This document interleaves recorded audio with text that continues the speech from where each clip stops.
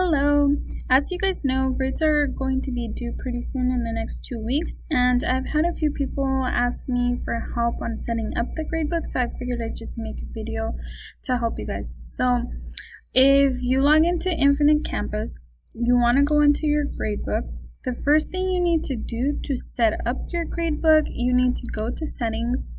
And then if you have categories, you want to create your categories. So for example, my final homework, quizzes, and tests, they have a different category. So to create these categories, what you want to do would be down here, you want to click on Add. And then the name, so like for example, on my AP statistics, we give them by unit. So my unit 1 is going to be, so AP statistics semester 1, period 3, period 6. So click the sections that you have if you have multiple sections, and then you want to put like what percentage. So my unit 1 is 10% of the grade. So I'm going to hit save. I have 10. I just did it up here. I didn't explain. So if you do it up here, it'll do it for both sections versus having to do it one at a time. Like if I hit save for that one, I'll show you what I mean. If I go to add, I'm going to make a new section, new category. So unit 2, I'm going to click on period 3 and period 6. Instead of doing here 15 and 15 individually, I could have just done it up here. You can see if I changed it to 20, it'll change both of them. And then you want to hit save at the end, create all your categories, and then once you finish, you want to hit close. You only have to do that once if you click all of the different sections. And then the next thing you want to do is go here to grade calc options.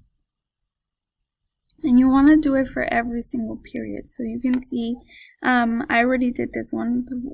So let me go to one that I haven't done. So you can see there, like the message that pops up for grade calc options. I went to my period 5. I have not set up period 5 yet. So grade calculation, you need to set it up first. You want to hit continue. And then you want to go to high school report card. And then you want to hit in progress grade on this drop down menu, and then grading scale. We've been told that you have to use the district alpha unless if you have your own grading scale that you want to create, but normally it's district alpha.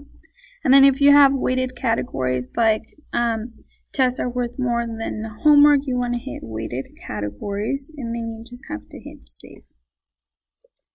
That step you have to do for every single period. So I hadn't done period 5 or 6, so now I'm going to go to period 6. I'll show you one more time. So grade calc options. You can tell I haven't done it yet because you'll get this message. You want to hit continue. Under high school report card, you want to hit the drop down, in progress grade. The grading scale is district alpha, and you want to check the weighted categories if you have weighted categories. And then you want to hit save. And again, you do that for every single period. Another thing that people asked me for help for was actually creating assignments. So you want to click this button up here where it says add. Well, first of all, you need to go to the period or section you want to go to. So first period is my Math 3 section, so I'm going to hit add. And then you want to create an assignment. So I'm going to say, like for example, my homework number 1, I'm going to call it 3A-1, adding and subtracting polynomials. Okay, and you want to give it an abbreviation, so I usually just say homework 1. Assignment defaults, you don't really have to do anything here. It doesn't even give you an option. So if you have multiple sections and you don't want to have to create the assignment for each section, you can just hit add or remove. And then I have my second period and my 5th period are also my Math 3, so I'm just going to hit add for the sections that I want, and then you're going to hit OK, and it'll add the sections for this assignment. So my homework 1, I'm adding it to my Math 3 sections. And then I usually just pick the date that I assigned them the homework. So let's say I assigned it to them on August 15th, so that's the day that I'm going to put here. I don't ever really put a due date. That doesn't really make a difference on your gradebook. It goes based off the date that you assigned it. And then you want here at the category, you want to put it in the correct category. So if you hit the drop down, it goes to homework. It will go under homework. And then it gives you this option here, include in grade calculations. So sometimes if you might have a CFA, you want the students to know how they did on the CFA, but you don't necessarily want it to count for their grade. You would unclick that so it won't count it towards their grade. And then this I saw was new, so now you have to actually select the grading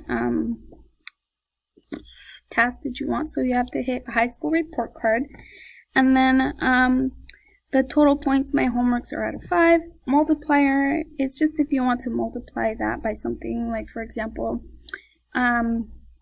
if you want it to be out of 10, you would do 2, so then it multiply the scores by 2. And then all you have to do then is hit save. And it'll save it for you, and then you go new assignment to create a new one, and so forth. So if I close this, you should be able to see your assignment here, and I notice mine's not up there, so that means you want to make sure up here at task, you need to make sure you're under high school report card, and then you can see my homework that I created is there. So then if I want to input my grades, I would just go down my list and I'd give them a score. I'm just gonna go put random things on here. Somebody got extra credit. So you just keep putting scores on it, and let's say you have people that didn't turn it in, so I like to just put blanks there, and then I come back to it later. So you don't want to leave it blank, because if you leave it blank, notice it didn't really give them a score and it's not doing anything. Let me close my settings over here. Something I forgot to mention is under settings, this is what I like to do. Under settings, I like to unclick everything except for the pass-fail coloring grades. That visually you can see who has an F versus who has an A. This display sparkline graph, I believe it just does like a, I can't even see it on here, but it does like a spark line on how they've been doing, like it'll go up and down what they've been doing. So I really don't like that one, so I just unclick it.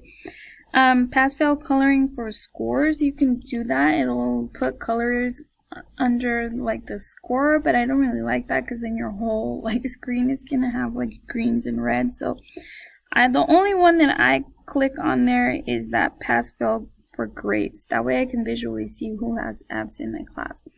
But anyway, so let me close that. And back to what I was saying, you don't want to leave blanks here, because if you leave blanks, it doesn't really give them a 0. Like, it doesn't calculate it towards their grade. So you either want to put here like missing. That's usually what I do. I just hit like M for missing, and it'll give them a 0. But instead of going through like each individual student, what I like to do is use the canned comments. So you want to hit the expand button here. You need to save before you can do that. So save, and then see here where it says fill scores comments. What you could do is then just hit high school report card. What do you want to give them? I want to give them a missing score for not all, but just the empty people. So then I just hit fill, and you can see it automatically filled my missing students with that. And then that way I don't have to individually put an M for every missing student. Another useful way to use the canned comment is, for example, let me delete my scores. I'm just gonna click on here and put a space so that they all go away. So fill, yes. And then it erased all of my scores that I had. And you want to hit save after every time you do it. So another way you can use the canned or like the fill score is, for example, if everybody got the same score, you can just hit expand and then fill score comments again. you want to click on the high school report card, and let's say everybody turned in their homework assignment and you want to give them all the same score. So you want to hit 5 and you want to hit all students and then just hit fill, and it'll automatically fill a 5 for every single student. And then it's easier that way to just hit missing on specific students and it'll give them a 0, if that makes sense. So that's how I use that canned comments there. Alright, so I've gone over how to create your categories, and then make sure for every single period you have to go to the grade calc options under the settings. You need to go grade calc options. Oh, I forgot to save earlier. So you need to do this section for every single period. High school report card, grade calc options. You want to go in progress grade, district alpha, weighted grades, and save. You need to do that for every single period. And then creating an assignment. Hopefully that was useful for you guys. And then I went over how to input the grades, the missing. You never want to leave a 0, because if you leave a 0 it won't affect their grade, so be careful with that. I did that mistake my very first year teaching. I left a whole bunch of blanks thinking it would give them a 0, so I had a student that really deserved an F, but she ended up with a C because I didn't know that I needed to go put either M's or zeros, so just keep that in mind. But yeah, that's about it. Whenever we get close to actually posting the grades, I can make another video on how to do that, because I can't really show you because the window is not open for us to post the grades yet. If you guys have additional questions, feel free to reach out to one of the tech reps. Thank you for watching this video.